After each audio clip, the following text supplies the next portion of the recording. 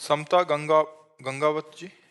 राधा वल्लभ श्री हरिवंश को। गुरुदेव, आपके चरणों में कोटि कोटि प्रणाम। गुरुदेव भगवान, आपने कहा है कि किसी भी परिवार में एक भक्त हो जाए तो उसकी पीढ़ियां तर जाती हैं। महाराज जी, इस कथन का कृपया समझाएं कि परिवार की पीढ़ी को भक्ति मार्ग मिल जाता है या स्वतः भगवत प्राप्ति हो जाती है?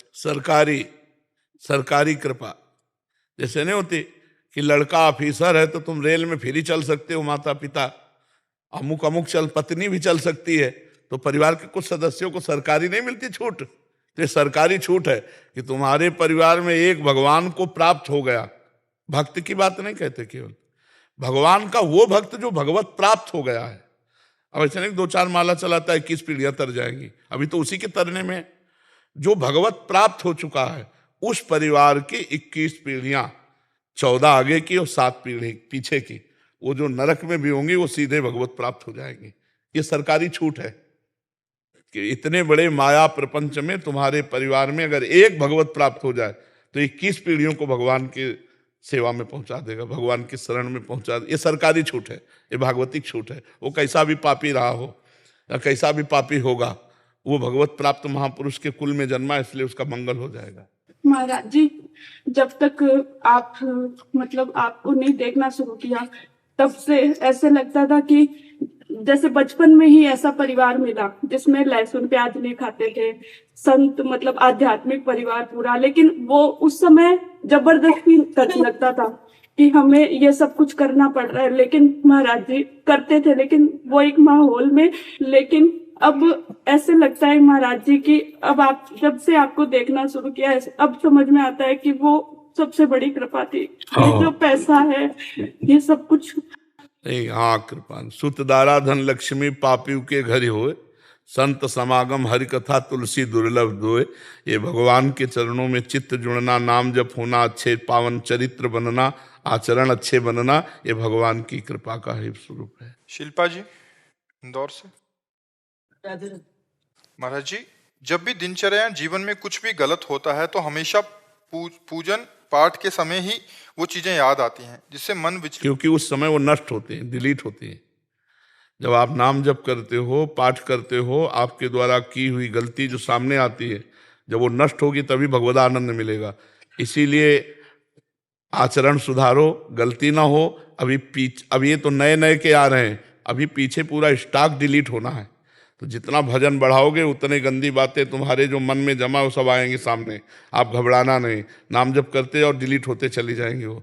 और निर्मल मन, तो निर्मल मन जन सो मोहि पावा, मोहि कपट छल छिद्र न, वो भगवान को प्राप्त हो जाएगा। जिस समय हम भजन करते हैं, पाठ करते हैं, उस समय जो गंदी बातें आती हैं वो डिलीट हो रहे हैं। बस चुपचाप पाठ करते रहो, चुपचाप नाम जप करते रहो, उनका चिंतन न करो, ना अच्छा ना बुरा, अरे ये क्यों आ गया, नहीं, या ये तो अच्छा नहीं, बस डिलीट हो रहा हो, ये सब डिलीट हो रहा है। नाम जप करते रहो, समझ रहा है? नहीं ऐसे देखो नहीं आता, लेकिन जहाँ भजन में बैठो तो आता है, वो आता है। ये हम खूब अनुभव की बात कह रहे हैं।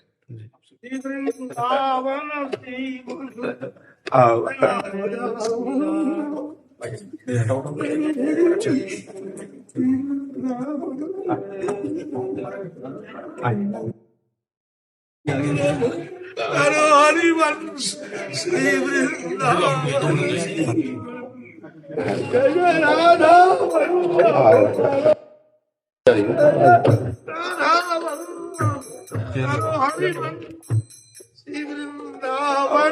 राधा वल्लभ प्यारो हरिवंश, जय जय राधा वल्लभ प्यारो हरिवंश,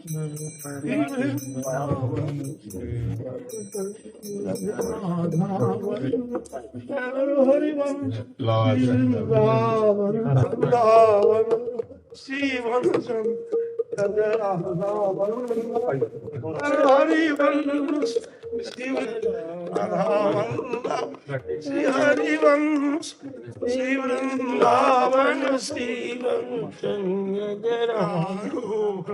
राधा वल्लभ श्री हरिवंश श्री वृंदावन श्री राधा वल्लभ बरसाना के विनोद बाबा के छोटे गुरु भाई हूँ। विनोद बाबा खूब दंडवत प्रणाम किया, खूब दंडवत। दर्शन मुलाकात हो जाए। अपने एक ही घर के हैं।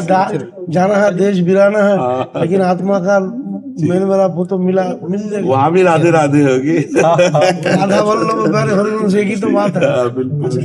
कुंज बिहारी श्री हरिदास विठल विपुल बिहार पिताई को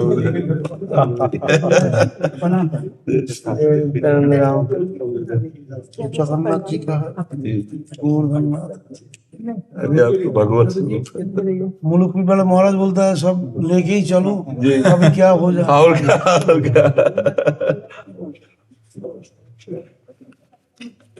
लाया बैग भूल गया।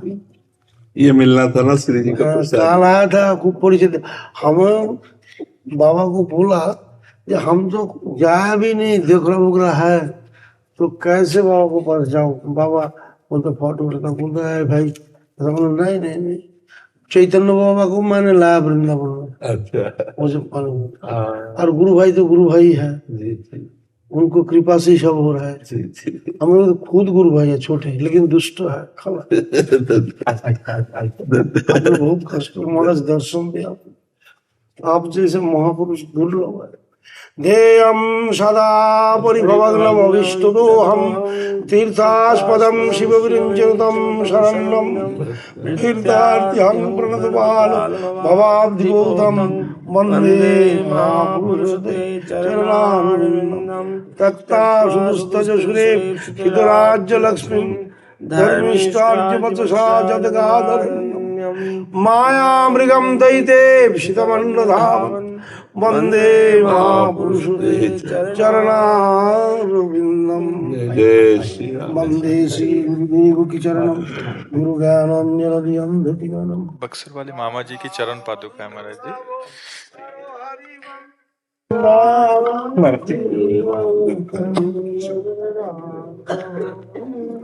बहुत प्यार करते हैं मामा जी, बहुत प्यार करते कृपा बात है उनके, लेकिन आपने उनके बहुत बड़ी धरोहर है। आपने उनके छवि के दर्शन होते हैं। एक बार हम बहुत किसी मानसिक उससे चिंतित थे, उदामा कोचिंग में मामा जी पधारे हुए थे। संत आए, उनका चलो मामा जी के दर्शन करना। थोड़ा मानसिक किसी विषय पर हम चिंतित तो गए, तो उनका आओ आओ सब संतो दंडवत करो, देखो संत आए दंडवत करो। तो उनका कि आज कुछ उदास से हो, तो उनका हमें ये शरणागत पर प्रभु ऐसा भी करते हैं क्या?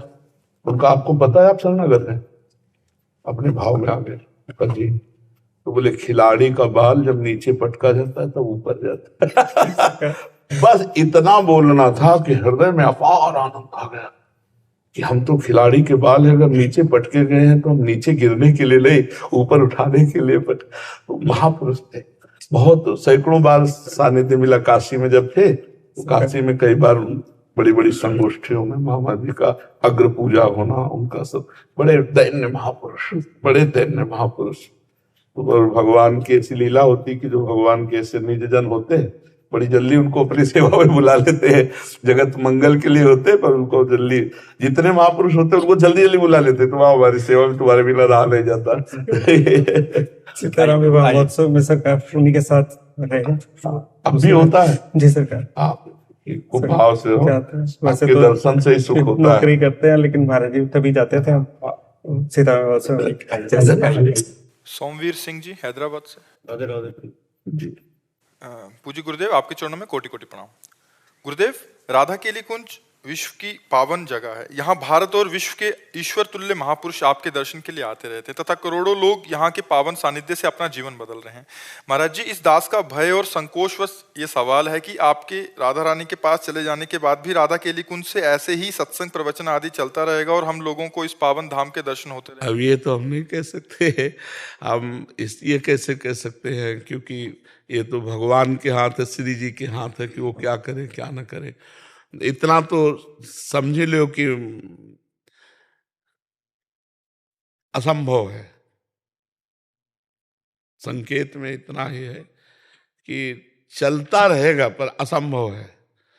उड़िया बाबा जब थे, जैसा कृष्णाश्रम उड़िया बाबा के जाने के बाद फिर थोड़ी रह जाता है ना। तो सांप की मणि चली गई तो सांप ही रह गई, अब मणि तो चली जाती है ना। तो अब यद्यपि संत भगवान हैं, बहुत से संत भगवान हैं, सब प्रयास करेंगे कि, पर ये प्रयास वाला नहीं तुम सुन रहे हो। हम किसी योग्य नहीं है, अयोग्य के द्वारा भगवान जो करवा रहे हैं वो योग्यता से नहीं हो सकता है। ये हम आपको बता रहे हैं, ये जो हो रहा है ये अयोग्य से भगवान करवा रहे हैं। तो योग्य कि कोई योग्य पुरुष तैयार कर दिया जाए, कथावाचक हो सकता है, वो सब ये कर सकता है, लेकिन परिवर्तन नहीं कर सकता। जीव की मानसिकता का परिवर्तन नहीं हो सकता। और खास बात होता है जीव की मानसिकता का परिवर्तन करना, और वो होता है श्री भगवान से।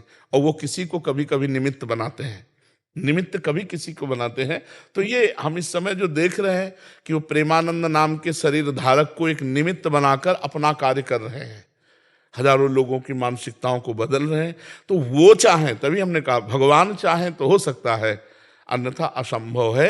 ये किसी विद्वता से या पढ़ लिख के या प्रवचन से नहीं हो सकता।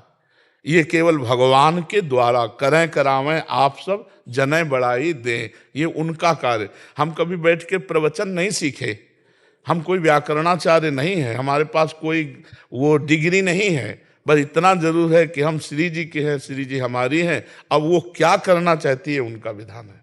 तो तुम महाराज ये कह सकते हैं तुम्हारी कृपा पाओ कोई कोई। हाँ बस बिल्कुल, तुम्हारी कृपा पाओ कोई कोई। कृपा पात्र जन के द्वारा ये होता है, ये मतलब विद्वता या इसके द्वारा। तो हम समझते मूकम करोति वाचालम पंगुम लंघयते गिरिम यत् कृपा तमहम वंदे परमानंद माधवम। नहीं ना, जिसका शरीर ठीक है उसका क्या दूसरों का परिवर्तन कर सकता है। पर ये है कि वो सर्व सामर्थ्यशाली है, बस इतना हम कहते हैं। वो क्या करना चाहते हैं? हमें तो डॉक्टर ने कहा था 5 वर्ष में मर जाओगे, बहुत 2.5 वर्ष कहा था, फिर कहा था बहुत से बहुत 5 वर्ष चलोगे। 19वां 20वां वर्ष चल रहा है, डॉक्टर के कहे के अनुसार से 19वां 20वां वर्ष चल रहा है। अब भाई भगवान कब तक चलाना चाहते हैं वो जानते हैं। अब वो श्री जी के पास जाने के बाद श्री जी क्या, ये जरूर हम कहते हैं कि किसी की कोई जगह ले ले, ऐसा नहीं होता। उड़िया बाबा की जगह कोई दूसरा बैठ जाए ऐसा नहीं हो सकता, श्री रामचंद्र डोंगरे की जगह कोई दूसरा बैठ जाए ऐसा नहीं हो सकता। वो एक होता है, भगवान एक प्रभाव प्रकाशित करते हैं और फिर गुप्त कर देते हैं, फिर दूसरी जगह किसी भक्त को प्रकाशित करते हैं, फिर गुप्त कर देते हैं। ये उनका खेल चलता रहता है। वो अपने संत जनों से धर्म को बढ़ावा, अधर्म की वृत्तियों का नाश कराते रहते हैं। अब कहाँ बैठ जाए वो किसके बैठ जाए? ये राधे कैल कुंज से होगा ये नहीं कह सकते। हो सकता है दूसरी जगह किसी महात्मा के प्रकाश कर दें भगवान, और वो प्रकाशित होकर जन समुदाय को भक्ति के रंग में रंग दे। किस संप्रदाय का, किस मार्ग का, सब उनके संप्रदाय, सब उनके मार्ग। इसलिए ये नहीं कह सकते कि ऐसा ही होगा। कैसा होगा? जैसा प्रभु चाहेंगे वैसा होगा। जोई जोई प्यारो करे सोई मोहि भावे। डॉक्टर अनंत राठी जी, राधे राधे। बीकानेर राजस्थान। महाराज जी आपके चरणों में कोटि कोटि प्रणाम। महाराज जी मैं एक मनोरोग चिकित्सक हूँ। किसी भी रोगी की मानसिक पीड़ा कम करने के लिए मेरे मन में क्या भाव होने चाहिए और भगवत भाव किस तरह किसी रोगी की मानसिक पीड़ा को दूर कर सकता है? हाँ, बातें समझने की उसकी जो मानसिकता है वो ऊर्ध्वगति रहित हो चुकी है, मतलब अच्छे विचार और उत्तम विचार रहित हो चुकी है, और वो पतन की तरफ ही जाएगी। उसका मूल अध्यात्म में कारण है पाप क्रियाएं, व्यर्थ चिंतन, ओवर थिंकिंग, बहुत सोचना और भगवत रहित सोचना, सत्य रहित सोचना। तो असत प्रपंच उसको एकदम डाउन करता चला जाता है। और दूसरा इसमें कारण है ब्रह्मचर्यहीनता। ब्रह्मचर्यहीन होने पर उसकी स्मृति शक्ति डाउन होती चली जाती है, उसकी सोच जो है वो पतित होती चली जाती है, क्योंकि भोगों का चिंतन, भोग क्रियाएं, तो ये पतित है ना, तो पतित चिंतन होता चला जाता है। अब अगर उसके चिंतन को बल मिले, शीतलता मिले, शांति मिले, आनंद मिले, तो अभी पलट जाए। जब तक ये नहीं मिलेगा तब तक वो पलटेगा नहीं। आप दवाइयों के द्वारा कितना भी रोकने की कोशिश करें, वो बेहोश रहेगा, वो नींद में चला जाएगा, लेकिन जब होश आएगा तब उसका चिंतन निगेटिव ही होगा, तब उसका चिंतन कमजोर ही होगा। अगर उसे अध्यात्म दे दिया जाए और धीरे धीरे दवाओं के द्वारा उसकी मानसिक शक्ति को पुष्ट किया जाए, उसे विश्राम मिले थोड़ा और अध्यात्म चिंतन उसका चलने लगे, जैसे भगवान का नाम तुम्हें इतना जपना ही है, तुमको अमुक पाठ करना ही है, कोई पाठ दे दे भगवान की स्तुति, कोई ये दवा के साथ अगर आप दो और उसको समझाने की चेष्टा करो। भगवान का जब तुम आश्रय लोगे तो तुम्हें चिंता नहीं करनी, हर जगह तुम्हारी रक्षा करेंगे। भगवान का आश्रय लोगे तो एक सेकंड में उन्होंने अनंत सृष्टि रच दी, तुम्हारे लिए हर व्यवस्था कर देंगे। भगवान इतने महाबलशाली कि उनके आगे किसी की नहीं चलती, और वो हमारे हैं, तो आपको चिंता नहीं करनी। आप जो व्यर्थ चिंतन करते हो ये ठीक बात नहीं है, उसके मन को व्यर्थ चिंतन से हमें बचाना होगा। तो जब तक हम नाम नहीं देंगे उसे, भगवत नाम, तब तक वो चिंतन करेगा तो क्या करेगा? आप दवा दे दिए, इसके बाद वो चिंतन क्या करेगा? तो उसका चिंतन बल, तुम रामायण देखो, आधा घंटे रामायण देखो, आधा घंटे महाभारत देखो, क्योंकि पहले वो बिल्कुल संसारिकता से थोड़ा अध्यात्म की तरफ तो झुके, और उसे कह दो गीता जी पढ़ो, गीता विचार करो, तो शायद वो ना कर पाए। तुम आधा घंटे सत्संग सुनो, आधा घंटे नाम कीर्तन करो, उसे लगाओ। अब जैसे हमारी बात बाहर से मान लिए तो कितने ऐसे हैं जिनको आध्यात्मिक लाभ मिल रहा है, हमारी बात ना मानो तो हमारे पास रहो, तुम्हें लाभ नहीं मिलेगा। बात मानना तो आप उसे किसी तरह अध्यात्म से जोड़िए, नाम से जोड़िए, राम नाम, कृष्ण नाम, हरि नाम, राधा नाम, नाम जपने लगे सो बस मंगल हो जाएगा, आप देख लीजिएगा। हर जी ओवर थिंकिंग में अभी हम एक जने से बात कर रहे थे, उसको भी यही वो था, तो भय का बहुत वो रहता है मर्जी, हर चीज का भय, वो मतलब बार बार कह रहा था मुझे डर लगता है, ये दवाई से डर लग रहा है, देखो, ये से डर लग रहा है। अपने द्वारा कुछ ऐसे पाप हो जाते हैं जिनको हम प्रकट नहीं करते, जिनका कोई दंड नहीं मिलता, वो बुद्धि पर, बुरी दशा आने के पहले बुद्धि बदली जाती है, समझ रहे हो ना? सबसे पहले जो हमें दंड मिलेगा भागवतिक, वो बुद्धि पर मिलेगा। कई साल हो गए, कई साल हो गए, अब वो ऐसा भयभीत होने लगा कि बिना कारण के भी भयभीत हो रहा है, वो काल्पनिक भय पैदा करके भयभीत होता चला जाता, और उसकी मानसिकता बिगड़ती चली जाती है। और उसको कोई प्यार देने वाला, कोई समझाने वाला अगर उसको समझाने की भी चेष्टा करे तो नहीं समझेगा। उसके लिए एक ही दवा है, नाम, विश्वास मान लीजिए। ना ठीक हो जाए तो हमसे बताइएगा। मर्जी जी, आपके जो शरणागत भक्त के लक्षण आप बताते हैं, निर्भय, निशंक, निशोक, निश्चिंत और विपरीत भावनाओं को त्याग, इससे सारे लक्षण उससे विपरीत दिख रहे थे। वो शंका कर रहा है, वो शोक कर रहा है, वो अनिश्चिंत है। हाँ, अब जैसे मान लो आप कहते हैं हम कोई पाप नहीं करते, लेकिन आपने वीरपात किया, उसमें एक बच्चा होने की सामर्थ्य है, अगर वही गर्भाशय में पहुंच जाता तो बच्चा होता ना, तो एक बच्चा की हत्या हुई ना, लाखों पाप हो रहे हैं, लाखों अपराध बन रहे हैं, ये सब करेंगे क्या? ये करेंगे क्या? तुम्हारी बुद्धि को भ्रष्ट कर देंगे। इसको खिलवाड़ समझते हो? जो हमारे ऋषि मुनियों ने शास्त्रों में लिखा है कि 20-22 वर्ष तक ब्रह्मचर्य रहो, इसके बाद पाणी ग्रहण संस्कार करो, गृहस्थी में जाकर संतान उत्पत्ति करो, धर्म पूर्वक चलो, अपने पति को भगवान मानो, अपनी पत्नी को भगवान मानो, दोनों प्रेम से रहो, एक पति व्रत, एक पत्नी व्रत, ये सब क्यों कहा गया है? पापाचरण, मनोरंजन, तो भी भोगो, कुछ दिन बाद मनोरंजन का फल अपने आप आ जाएगा कि आपका दिमाग ही आपको दंड देने लगेगा। अपने हाथ से अपना गला काट रहे हैं लोग, अपने हाथ से अपने को फांसी में चढ़ा रहे हैं, अपने हाथ से जहर खा रहे हैं, ये क्या हो रहा है? इतना दुर्लभ मानव देह और आप इस तरह नष्ट करें, उसका कारण है आपका गुप्त पापाचरण। पापाचरण होने के कारण हमारी बुद्धि शुद्ध नहीं हो पाती। अगर शुद्ध बुद्धि हो तो मानो जैसे हम फेल हो गए, तो पहली बात तो शुद्ध बुद्धि होने पर फेल होगा ही नहीं, क्योंकि अपने चैप्टर को बहुत अच्छी तरह पढ़ेगा। और वो डिस्टर्ब है पहले ही, बॉयफ्रेंड, गर्लफ्रेंड, व्यसन, ये वो कई ऐसी बातें होती हैं जिनका लौकिक चिंतन करते करते वो और उतने में हो गया फेल। अब वो सोचा घर वाले डांटेंगे और मेरी स्थिति क्या, स्थिति तो ऐसे कई हैं, किसान हैं, विद्यार्थी हैं, खिलाड़ी हैं, बहुत से लोग ऐसे हैं, व्यापारी हैं, जो अपने को असमर्थ, असहाय, असफल समझ करके और ऐसा नहीं करना चाहिए, ये नहीं करना चाहिए। और ये तभी रुकेगा जब बुद्धि शुद्ध होगी। तभी तो देखो, सबको प्रातःकाल उठने की आज्ञा हमारे ऋषियों को है, सबको अर्घ देने की, चाहे जिस कुल का हो, चाहे सबको सूर्य भगवान का आदर करने की और सबको नाम जप करने की, अपने यथायोग्य अधिकारानुसार मंत्र जप करने की। अब देखो, गायत्री मंत्र का जो आखिरी अर्थ है वो परम सत्य मेरी बुद्धि को प्रचोदयात, सत्य की तरफ प्रेरित करे। पूरा मंत्र तो हम नहीं कहते क्योंकि अधिकारानुसार कहा जाता है, वो परम सत्य मेरी बुद्धि को सत्य की तरफ प्रेरित करे। प्रातः काल उठकर प्रार्थना तो बुद्धि शुद्ध होती। अब आप देखो 10-10 बजे तक सो रहे हैं, सूर्य भगवान उदय होने का कोई मतलब ही नहीं है, कोई दिनचर्या ही नहीं है, कोई दिनचर्या नहीं है। कुछ कार्य कर, कुछ कार्य कर। मनुष्य जीवन व्यर्थ नष्ट करने के लिए नहीं मिला है। देखो आज भी बीमार स्थिति शरीर की है, हम 11 बजे उठ जाते हैं, 12 बजे तक बैठे रहते हैं, 12 बजे के बाद थोड़ा टहले फिर बैठ गए, 1 बजे शौच स्नान, 2 बजे आ गए रोड में, 2 बजे क्या, 2 बजे के 10 मिनट कम, और ये 1:50 पे आने। हाँ 2 और फिर देखो ये सब दिनचर्या चल रही है। अरे मनुष्य जीवन मिला, खूब डट के मेहनत करो जिस डिपार्टमेंट में हो। मतलब बाबा जी हो तो डट के भजन करो, तपस्या करो, कष्ट सहो, जगत मंगल करो, जो जहां है डट के करे तो मनुष्य जीवन की सार्थकता है। खाली बैठे होंगे तो मन तुम्हारा शैतान वो मार देगा। तो जो डिप्रेशन में, उनको कोई कार्य बताओ, उनके अनुसार, उनकी सामर्थ्य के अनुसार कि कोई भी कार्य कर ले, मतलब उसके अनुसार थोड़ा सा कार्यरत होना जरूरी है। बेकार आदमी डिप्रेशन में नहीं जाएगा और क्या जाएगा। और नाम जप करें और उसको बौद्धिक स्तर से पुष्ट करो।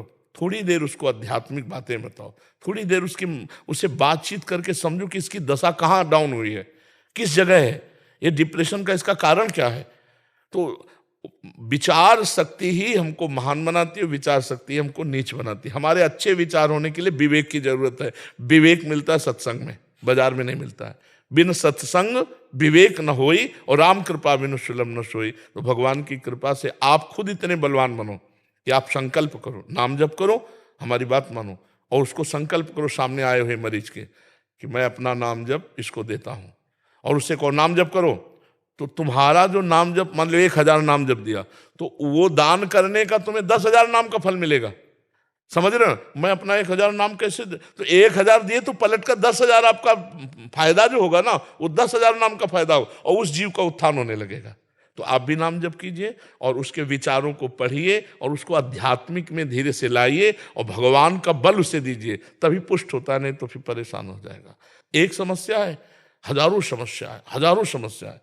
शरीर स्वस्थ है, खाने पीने को सब है, बेटी ब्याह के योग्य है, पैसा नहीं है। बेटी का ब्याह करने के लिए वो आया ना, तो लड़का वाला ऐसा रईसी दिखाएगा, मुझे कारें चाहिए। अरे चाहिए कि तुम अपनी बेटी दे रहे हो, बस हमारे लिए पर्याप्त है। कितनी समस्याएं ऐसे गृहस्थों के पास, ऐसे लोग, सब व्यवस्था हो गई है। अब बेटी का जहां ब्याह किया, खूब धन खर्चा किया, लड़का बेकार में निकला। कितनी समस्या है, संसार समस्याओं का पुंज है। यदि भगवान का भजन नहीं करोगे तो बहुत जीवन बेकार है, बहुत जीवन बेकार है। इसलिए सबको चाहिए थोड़ी थोड़ी देर। अभी एक रास्ते में देखा था, जब हम अपने लोग आ रहे थे तो रोक के बात किए थे, कह रहे थे 5 मिनट 1 घंटे में और 24 घंटे में 24 मिनट। सिर्फ इतना मैं अभी कुछ दिन हुआ शुरू किए, मुझे बहुत आनंद है महाराज जी, मेरा जीवन बदल गया। ऐसा वो रोक के कह रहे, हाँ रोक के कह रहे थे। उसमें जो सुबह हम आते हैं ना, उसमें बात मान लो, अगर नाम जप शुरू कर, अच्छा नाम जप में पैसा नहीं लगता। आपको ये नहीं कह रहे कि नहा के नाम जप करो कि भाई 4 बजे आप स्नान करो, ऐसा भी। और आजकल स्नान में कौन सी बड़ी सी बात है कि भाई गंगा जी यमुना जी नहाने जाना, अपने बाथरूम में बंद करो, स्नान कर लो, फिर आराम से बैठ करके भजन करो, जीवन सार्थक हो जाएगा। घंटा 2 घंटा अगर नहीं कर सकते तो 24 घंटे में 24 मिनट तो कर लो। और मांस मछली मत खाओ, शराब मत पियो, पराई माता बहनों की तरफ गंदी दृष्टि मत करो, फिर देखो जीवन कितना उज्जवल और आनंदमय होता है। जी ऐसा समझाओ भाई, समझाने से ही है। और बिना नाम जप के वो समझ भी नहीं पाएगा। नाम जप होना अनिवार्य है। नाम जप बहुत बड़ी अमृत शक्ति है, अमृत शक्ति है। सर गुरुवाणी में नाम जप और साधु सेवा 2 की बहुत महिमा लिखी हुई है। जितने 10 गुरु हुए हैं सबके वाणी को पढ़ के देखा, केवल नाम जप, नाम जप की महिमा। अपने महापुरुषों को जितने देखो सब नाम नाम, कबीर जी, रामानंद स्वामी और जितने भी बड़े बड़े संत हुए सब नाम से हुए। देखो इस मन की एक चाल देखो, चुप हुए, देखो चल पड़ा। लगाए हो सुनने में तो जहां चुप हुए तो अपनी चाल चल पड़ा।